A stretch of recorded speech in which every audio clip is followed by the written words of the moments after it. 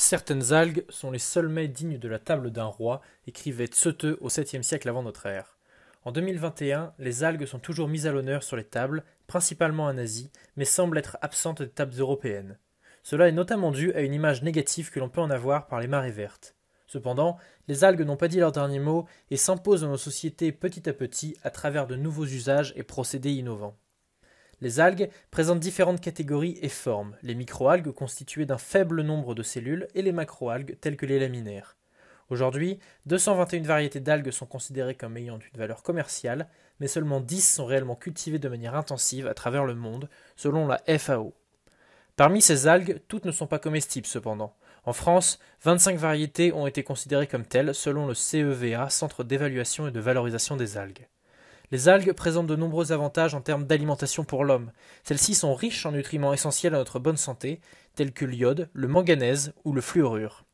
Bien que les algues restent rares dans nos assiettes, il est possible d'en trouver dans certains restaurants ou en vente à travers des produits de grande distribution. Odontella, par exemple, développe entre autres un substitut végétal au saumon, produit à base d'algues. Mais on peut en trouver aujourd'hui à travers tout type de produits alimentaires, comme les biscuits salés, les pâtes, le thé, etc. Par ailleurs, les algues sont très présentes dans les procédés de fabrication agroalimentaire et cosmétiques pour leurs propriétés fonctionnelles. C'est le cas des hydrocolloïdes ou des carragénanes, qui sont très largement utilisés pour leurs propriétés gélifiantes ou épaississantes. C'est ainsi que l'on retrouve de la carragénane jusque dans nos cordons bleus. Les algues, ou leurs extraits, trouvent aussi des applications en tant que complément alimentaire ou dans le domaine de la nutraceutique. Au-delà de la désormais célèbre spiruline, de nombreux autres ingrédients algaux sont en développement.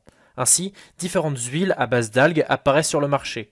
Elles sont notamment riches en DHA de la famille des oméga 3. D'autres pistes sont également explorées en santé humaine comme antioxydants, souvent en complément des traitements médicaux curatifs. Des applications existent également en nutrition animale et végétale. En effet, certaines algues ont la caractéristique de diminuer le méthane relâché par les animaux d'élevage. De plus, elles permettraient de stimuler les défenses immunitaires des animaux et donc de limiter l'usage de vaccins et d'antibiotiques. C'est dans cette optique que la société LDC Algae a mis au point un complément alimentaire à base de chlorelle pour l'industrie porcine. Du côté du végétal, les algues peuvent jouer un rôle de biostimulation. Depuis longtemps déjà, le goémon était utilisé pour fertiliser les champs et notamment en Bretagne. En effet, les algues sont riches en hormones végétales comme les cytokinines. Elles présentent donc de nombreux avantages en améliorant la santé des plants, en stimulant leur croissance. C'est la voie choisie par le groupe breton Olmix.